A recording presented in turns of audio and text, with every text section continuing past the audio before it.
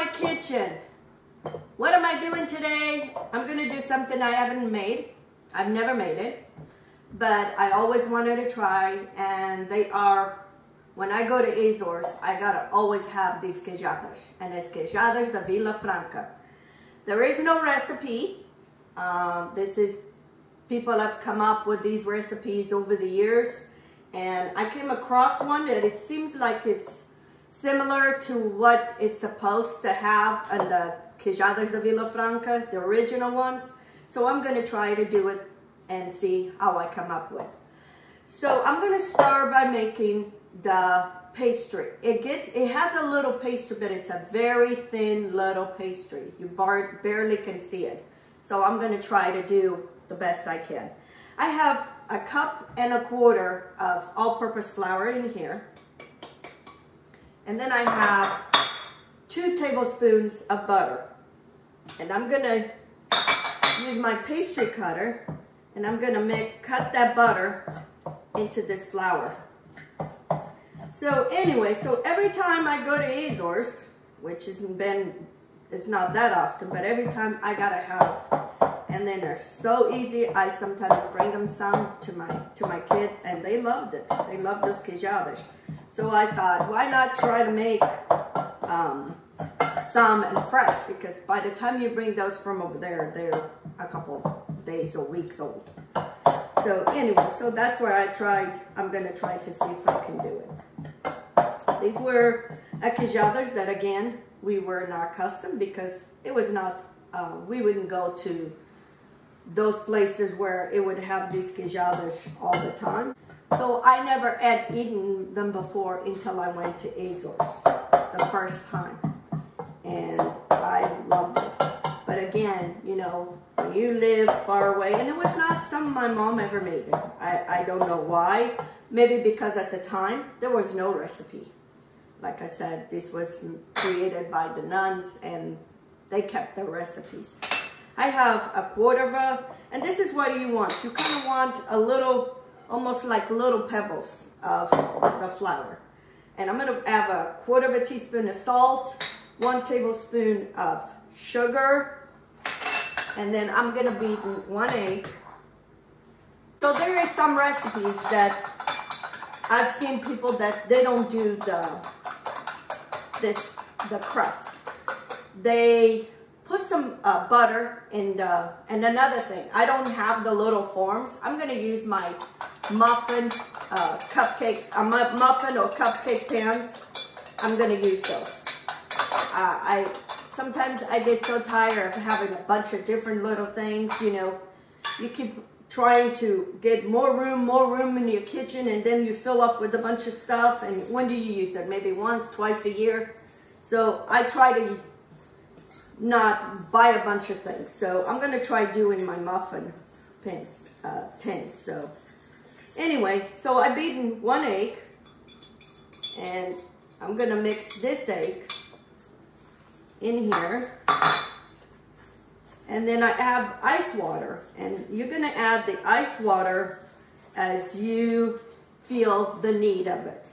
This depends the flour, also depends the weather, where you're at.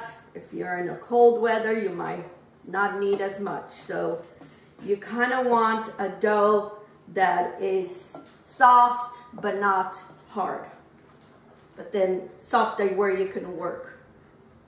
So I'm gonna put a little bit, and like I said, so I don't give measurements to this because it all depends the flour and everything else. But anyway, like I said, I love trying different things, and I had never eaten these queijadas until maybe it was 2018. No, it was 2015, the first time in 31 years that I went back to Azores.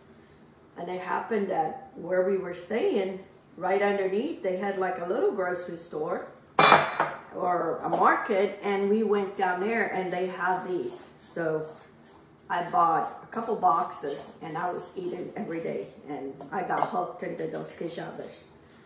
So anyway, so now I'm gonna use my hand, and and start kneading this dough. Like I said, you want a soft dough, but not too soft where you can't stretch. But you want a soft to be able to stretch into a thin, into a very thin layer.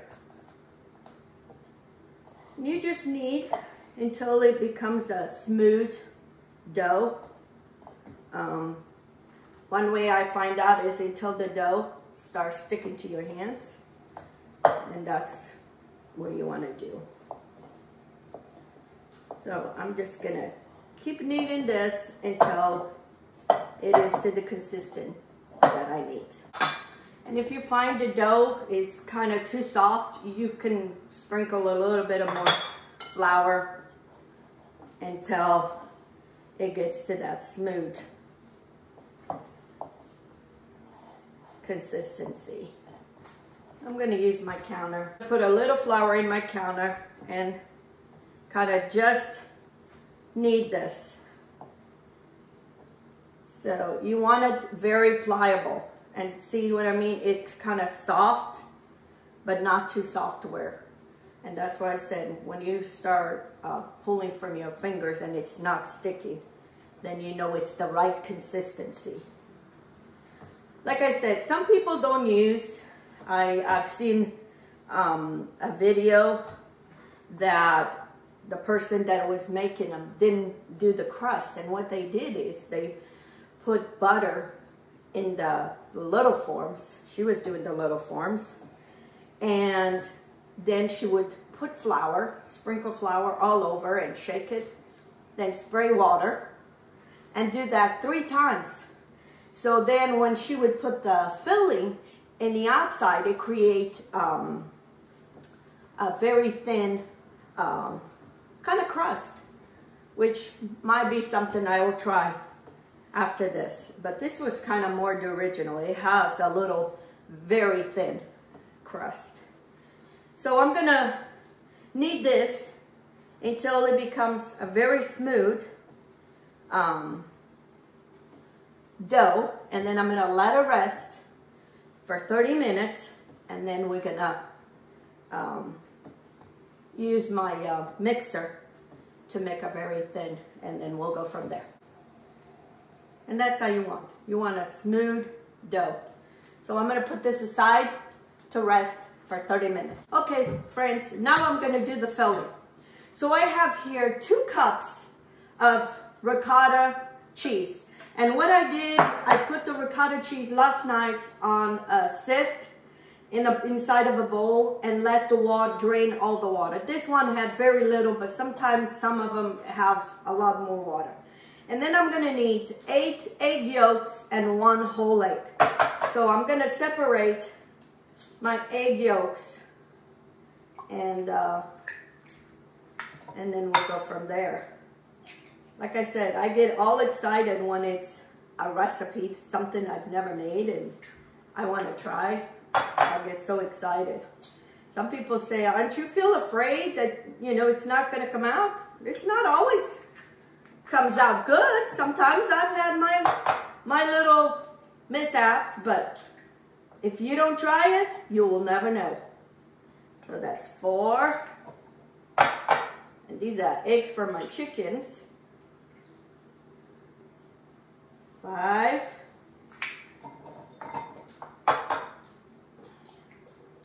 But I love trying stuff. And I don't have a, and if it doesn't come out, it doesn't come out. Yeah, I've had things that I've done and I spend so much time and it doesn't come out good. But you gotta try it. So 1, 2, 3, 4, 5, 6, 7, 8. That's 8. And 1 whole egg.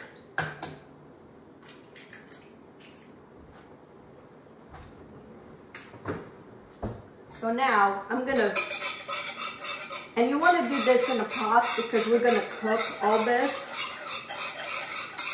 We're gonna mix these egg yolks.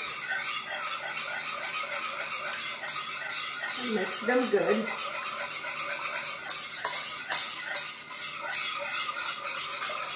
I'm gonna add my ricotta cheese.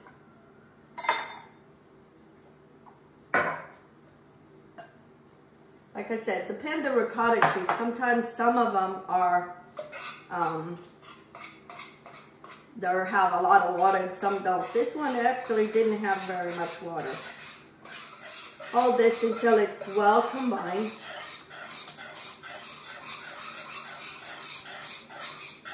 And the funny thing is, when I ate it, I couldn't tell that there was cheese in there.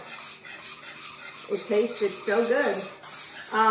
If you don't want to buy, you can also make the ricotta cheese yourself. There's different recipes, but I just happened to have it at home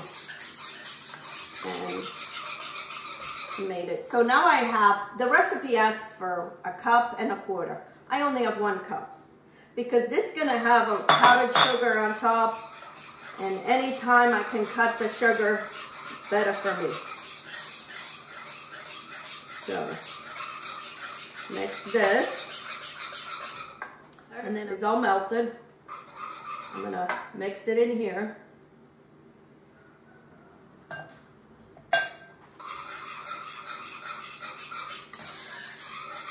And then I have 1/4 cup of flour, all-purpose flour. You can also substitute for cornstarch.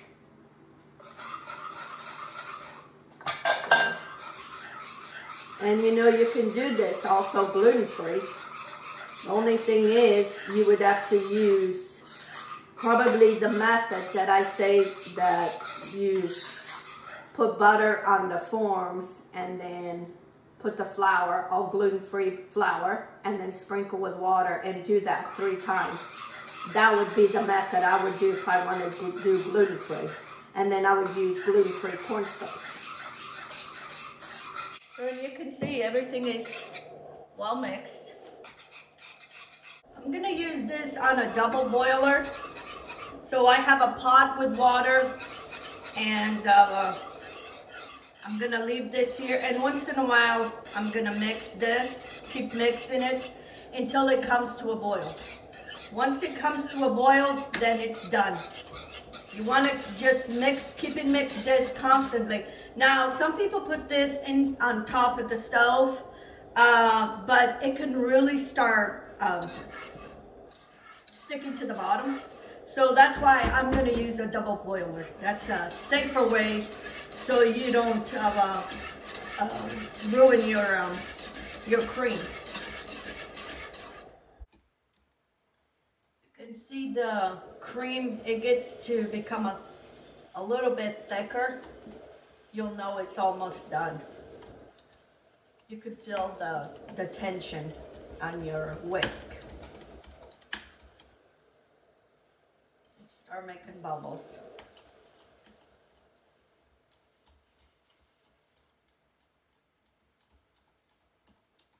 That's why I like to do it over a double boiler, because if this was on top of the stove, you would have a good chance this would burn in no time. It's not the worst thing of doing work and then not coming out. So use a double boiler, it'll be safer. It might take longer, but it's a safer. And you don't have to be constantly stirring. You can stop a little bit and then, because you know that it won't burn.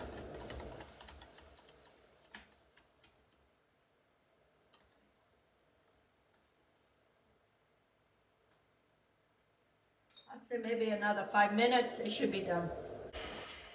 It kind of stays stuck in between the whisk, so you know it's done.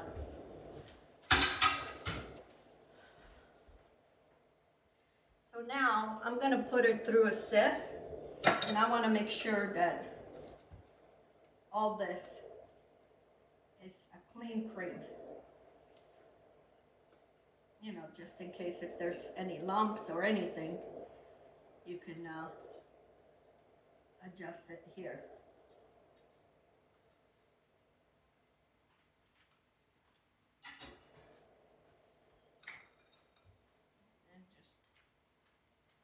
press it through.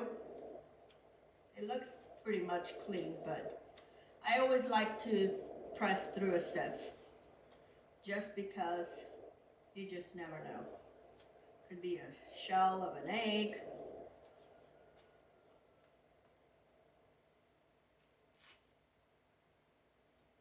Now this is gonna rest until it cools down, and I'm gonna start doing my pastry, the bottom. Here's my cream. So now I'm gonna put it aside and let it cool. Okay friends, I start stretching my dough. The ones they do in Azores, in the VIla Franca, this dough is very fine, and they do it in sheets. You can almost see through. They do it in big sheets, and then what they do is they lay these sheets over those little tin forms, and then because the tin forms have a little edge, then they just press it, and they put something through it, which is what I'm going to show you here. I already did a couple of them. Mine, I'm going to use a cutter, a cookie cutter. It's more or less the size of your cupcakes or your pins, whatever you have. And you want to cut it, and then you put it over, and then you let it fall natural. Don't push it in, because then you might have a chance of ripping, because like I said, I think I went to a setting 2. The first one I did on 1, it was too thin. So all I'm going to do is lay it on top of the whole piece, and then he'll fall inside. And sometimes, you know, as you move, because the butter start getting soft, so just let it fall in naturally, and then just shape it up wherever you need it. It takes time. It's not something, I mean, like I said, there's people who find an easier way to do without have to make the pastry, but this is more authentic than, you know, those people that put the flour and then spray with the water. I mean, it works, but I wanted to do the more close to the original one, and then one day I'll make the other one to see the difference. I kind of want to see. Friends, it gave me 21 forms that I did with that dough. So now I'm gonna fill up the little cups with the pastry. So I'm hoping I have enough here for 21. And I'm using an ice cream scooper, and as you can see, it becomes kind of a thick cream. You know, they might not look perfect like the ones from the VIla Franca, but they're similar. I think if you have those little cups, the individual ones, it might look better than this. But I don't want to invest in just getting some forms just to make this, because this is not something I make for a living. Okay, friends, it didn't fill up all the way the little cupcakes, the size that I want. So you probably need to make less of the dough or more of the cream if you want to do extra. So it's gonna go in the oven for at 350 for maybe until the tops are golden. Okay, friends, my Queijadas Da VIla Franca, they're done. It took about 30 minutes to bake all of them. And now what I'm doing, you got to put a heavy coat of powdered sugar. Oh, before I forget. Because I did the dough and I did it and the dough wasn't even. So what I did, I went around with the scissors and cut all the little tips of the extra dough. So it would be like a smooth top. So you wouldn't have those zigzags. So just when it comes out, use a kitchen shear, so scissors, and just go around and cut those tops so it looks even. And you have to put, I put some of them, I put only 1 scoop because I was running out of filling. But I would put 2 scoops of the cream in the dough. So it gives a better queijada. So you want to put a heavy thing of powdered sugar, a heavy coat. And here it is, my Queijadas Da VIla Franca. I mean, they might not look exactly like the ones over there in Azores, but they taste like it. And I didn't have to go buy those extra little forms. I mean, they have some of those forms in the foil, but I didn't even want to bother. I have a lot of the muffin tins, so that's what I used. And here it is, my Queijadas Da VIla Franca. And nobody would have known. And here it is, my Queijadas Da VIla Franca. Look, it's perfect all the way around. And once you put the sugar, some of it, because you want these completely cool when you put that sugar. Because if you put it when they're still warm, the sugar will melt. So you might have to put more. But I like it to leave them cool completely. Then you put the powdered sugar, and here you have. This made about 21. It would have made probably maybe about 14. All if I had scoop, 2 scoops each. But you want to fill them up to the top of the dough that you make. You don't want like the queijada nut that you have to put halfway and then they'll fill it up. No, these you fill it up to the top because they don't expand very much. But anyway, and here it is. Another recipe that I've never made it. And I wanted to try it, and I'm pleased with how it came out. And I'm going to share this with my family. And here it is, Queijadas Da VIla Franca. We don't have to go to Azores anymore to go eat Queijadas Da VIla Franca. We can make it at home. So anyway, you give a try to this recipe, and tell me how you like it and how easy you think it was to make.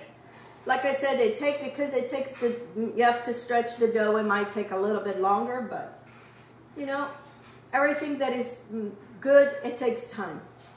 So anyway, give it a try, and thank you for all your subscriptions. And if you haven't subscribed, please do, and click on the bell so you don't miss none of my notifications. And until next time, let's get going.